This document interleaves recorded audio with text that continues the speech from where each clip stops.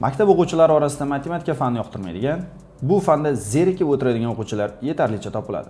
Buning asosiy sababi esa 5-sinfdan boshlab matematika darsida o'tiladigan mavzular hayotimizdan, turmushimizdan uzoqlashgandek tuyulishida bo'lsa ajab emas. Aslida ham shundaymi? Ya'ni matematika turmushga keraksiz, murakkab tushunchalar ustiga qurilganmi? Yo'q.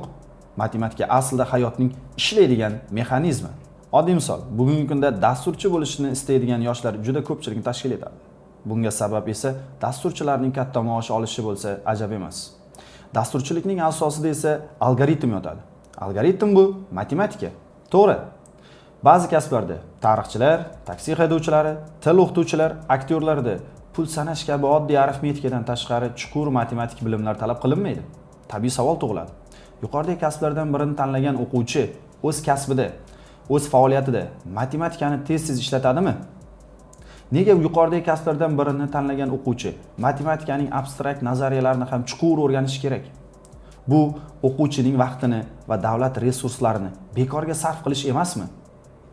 Bunday savollarga qat'iyan qilib yo'q deb javob beramiz. Chunki har bir o'quvchi kasb tanlashda ikkilanishi tayin. Ya'ni yoshligida biror bir kasbni orzu qilgan o'quvchi, deylik misol uchun kosmonavt bo'lishni orzu qilsin.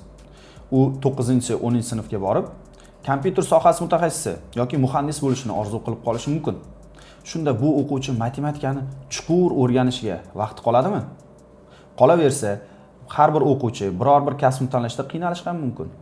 Ya'niki maktab bitirguncha biror kasbni orzu qilmay yurish ham mumkin. Shuning uchun maktabda har bir fanning asoslari yaxshilab o'qitilishi shart. Ya'ni bola 9-10-sinf bo'lganda o'quvchi o'z kasbini tanlayotganda uning fundamental bilimlari bo'lishi shart. Qolaversa, matematikani maktab davomida chuqur o'rganib, boshqa fanni yoki boshqa kasbni tanlaydigan o'quvchilar ham xafa bo'lishmasin. Aytaylik, siz aktyorsiz, lekin uyingizni ta'mirlash uchun usta chaqirdingiz va usta devorning har bir metr kvadratini 5000 so'mdan shuvoq qilib berishni aytdi. Siz umumiy devor yuzasidan 4 ta deraza, bitta eshik yuzasini chiqarib tashlashni bilishingiz kerak. Axir bu matematika. Bu ma'lumotlar ko'pchiligimiz uchun yangilik emas. Matematikani hayotimizda quyidagi sohalarda ishlatilishida hech qanday shubha yo'q. Har kungi xarajatlarni hisob-kitob qilishda, bozor va do'konlardagi mahsulotlarning tarqatilishi va ularning xarid qilinishi, sotilishini nazorat qilishda, hattoki ovqat pishirishda, havo haroratini o'lchashda, fazogirlarning fazoga chiqishidagi hisob-kitoblarni amalga oshirishda, hattoki transportlarning yo'ldagi harakatini nazorat qilishda ham. Ya'ni ikki poyezd bir vaqtda bir yo'lda bir-biriga to'g'ri kelib qolmasligida ham matematika ishlatiladi. Matematika barcha tabiiy fanlarga asos bo'la oladi.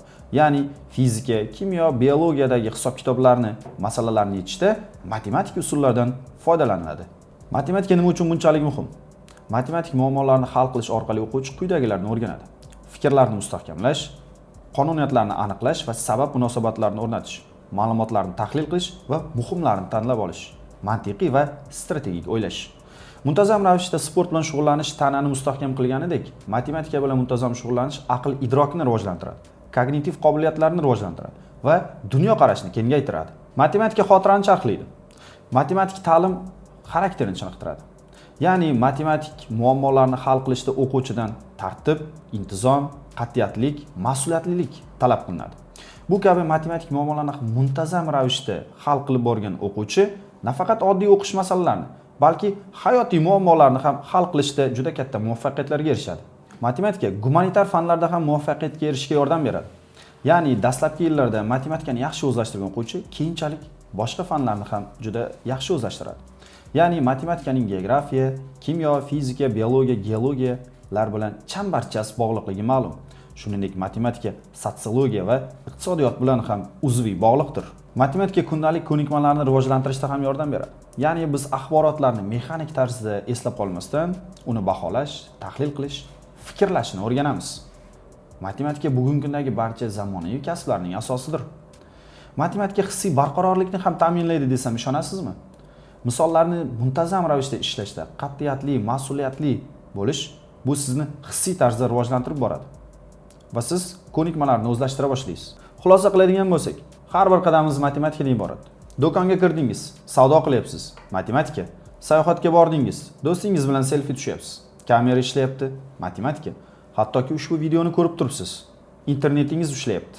Bu ham matematika. Qo'lingizdagi smartfonning ishlashi ham oddiy bir matematika. Yo'llarda poyezd, avtobus, transportlarning harakatlanishi ham matematika.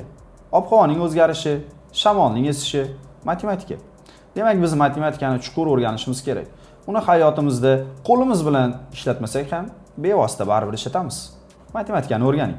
Agar siz matematikani chuqur va tushunarli qilib o'rganmoqchi bo'lsangiz, nafaqat matematikani, boshqa barcha fanlarni zamonaviy metodlarda chiroyli qilib, qo'rqinchli qilmasdan o'rganmoqchi bo'lsangiz, bizning o'quv markazimiz siz uchun ajoyib tanlov. Rustam Bosimov o'quv markazi bilan barcha fanlarni ajoyib tarzda o'rganishingiz mumkin. Pastdagi havola yoki telefon raqamlariga bog'lanib, joyingizni band qilishingiz, bepul darsimizda qatnashib ko'rishingiz mumkin. Unutmang, biz bilan barcha fanlarni chiroyli tarzda o'rganasiz va natijaga erishasiz.